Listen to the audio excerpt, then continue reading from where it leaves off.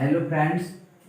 तो सीशन को like share जरूर कीजिए। आज के सीशन में हम पढ़ने वाले हैं त्रिकोणमिति है।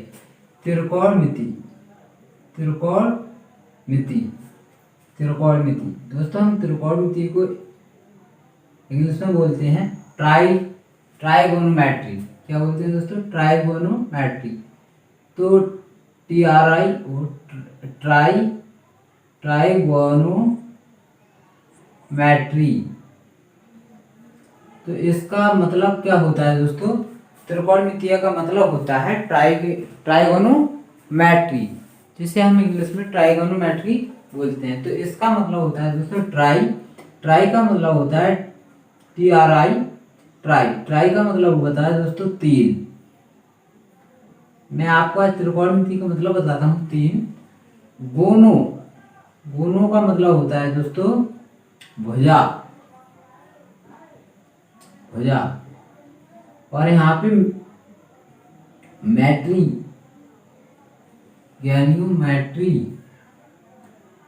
मैट्री का मतलब होता है दोस्तों यहाँ पे माप।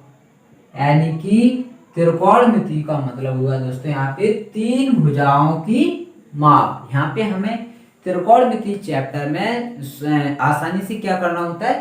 तीन भुजाओं की माप। इसमें हमें कोई दो भुजाएं दी होती हैं तो हमें तीसरी भुजा को ज्ञात करना होता है। जैसे कि हमें लंब दिया हो और आधार दिया हो तो हमें कर्ण को ज्ञात करना पड़ता है, और कर्ण दिया हो तो कर्ण, और लंब दिया हो तो आधार को ज्ञात करना है। इसी तरह इसी क्रम में आप देखते रहिए।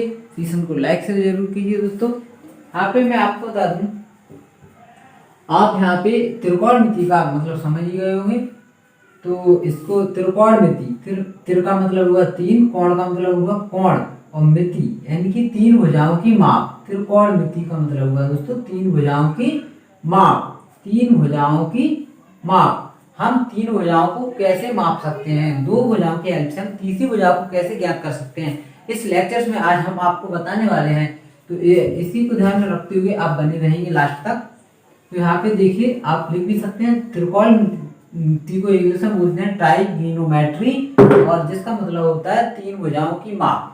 तो दोस्तों सॉल्व में आपको सच बताऊं तो कक्षा 10 का भी मेरे पास मैथ उपलब्ध नहीं है जिससे मैं आपको सवाल करवा सकूं। तो इससे मैं क्या करता हूं कि अपने मन से एक त्रिकोणमिति का सवाल बनाता हूं और आपको हल करके बताता हूं दोस्तों।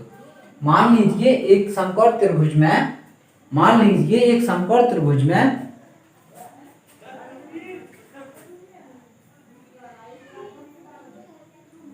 लीजिए, देखिए यहाँ पे मैं आपको कैसे बताता हूँ। यहाँ पे एक समकोण त्रिभुज है। क्या है दोस्तों? एक समकोण त्रिभुज है। आप स्केल से बनाएंगे। इसका कोण मान लीजिए ABC है। क्या है दोस्तों? AB। इसको हम नाम देते हैं, इस 90 डिग्री है। क्या है? समकोण है। इसे हम नाम दे देंगे ABC। तो दोस्तों तिरछी वाली जो भुजा होती है इसे हम कर्ण कहते हैं। इसे हम इंग्लिश में बोलेंगे दोस्तों हाइपोटेनस। क्या बोलेंगे दोस्तों? हाइपोटेनस। इंग्लिश में इसे हम बोलते हैं हाइपोटेनस, TNUS, हाइपोटेनस। यहाँ पे होता है लंब दोस्तों, मतलब एक खड़ी भुजा जो होती है उसे हम लंब कहते हैं दोस्तों। तो इसे इंग्लिश में बोलेंगे हम परपेंडिकुलर।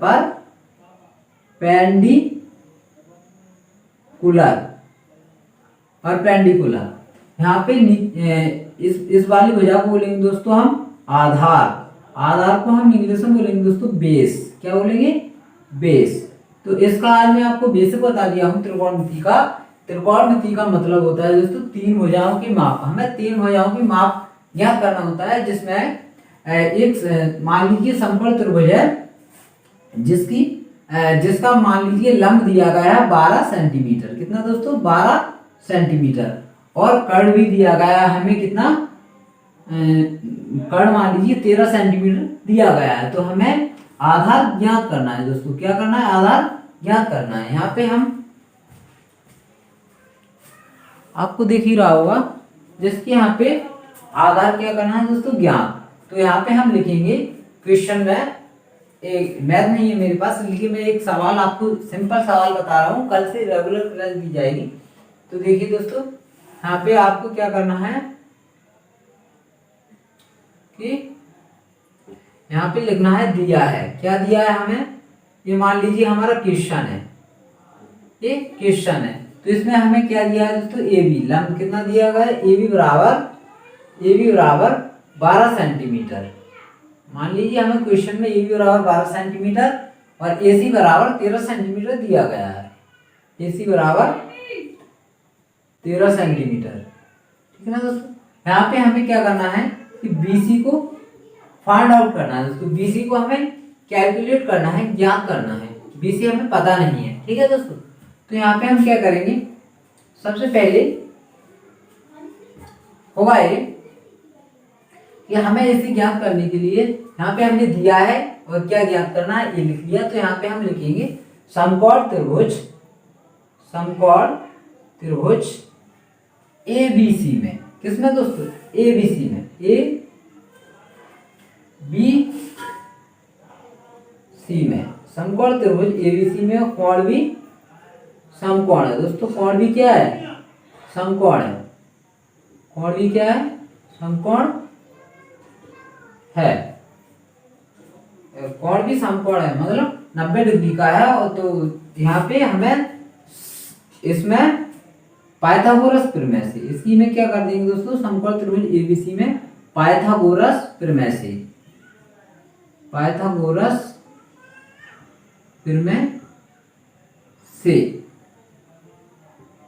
तो पाइथागोरस प्रमेय से हम लिखेंगे दोस्तों। देखते चलिए, पाइथागोरस प्रमेय से इसमें हमें क्या करना है कि हमें करना है दोस्तों इसमें आधार ज्ञात। क्या करना है दोस्तों? जैसे कि आपको यहाँ पे पता होगा BC हमें ज्ञात करना है, इनकी आधार। तो यहाँ पे हम फॉर्मूले लगाएंगे। आधार बराबर अंडर रूट कर्ण का स्क्वायर माइनस लंब का स्क्वायर, ठीक है दोस्तों। यहाँ पे हम इस फॉर्मूले को लगाएंगे। पता है ये फॉर्मूला कैसे बना है? जैसे कि आपको पता ही होगा पाइथागोरस प्रमेय का सूत्र होता है कर्ण का वर्ग बराबर लंब का वर्ग प्लस आधार का वर्ग। यानी कि पाइथागोरस में इसका दोस्तों क्या है त्रिभुज में कि ये जो कर्ण भुजा है ना, इन दोनों के वर्गों के कर्ण का वर्ग लंब और आधार के वर्गों के बराबर होता है। मतलब हम यहाँ पे क्या है कि कर्ण का वर्ग बराबर लंब का वर्ग प्लस आधार का वर्ग, लंब का वर्ग प्लस आधार का वर्ग। यानी कि दोस्तों हमारी ये भुजा है, ये जो कर्ण हमारी जो भुजा है, ये हमारी लंब और आधार दोनों के वर्गों के योग के बराबर, दोनों की कर्ण का, यहाँ पे हमारी कर्ण भुजा लंब और आधार दोनों को मिला के होती है। यानी कि लंब का वर्ग और आधार का वर्ग हम करते हैं और जोड़ते हैं इसको, तो कर्ण का वर्ग आता है, हमें कर्ण भुजा प्राप्त हो जाती है। तो इसी तरह इस फॉर्मूले से ये वाला फॉर्मूला हमारा बन जाता है। जब हम यहाँ पे आधार का वर्ग रहेगा तो यहाँ पे आधार निकालेंगे तो अंडर रूट दो, ये कर्ण लंब क्या है बराबर ये सट चला जाएगा, तो कर्ण का वर्ग माइनस लंब का वर्ग हो जाएगा। और ये हमारा दो से क्या लग जाएगा, दो की घात को यहाँ पे से हटा देंगे तो क्या हो जाएगा, अंडर रूट लग जाएगा दोस्तों। तो इस तरह मैं आपको समझा दिया हूँ इस फॉर्मूले को। तो आपको एक फॉर्मूला लगा देना है, आधार बराबर अंडर रूट कर्ण का वर्ग माइनस लंब का वर्ग।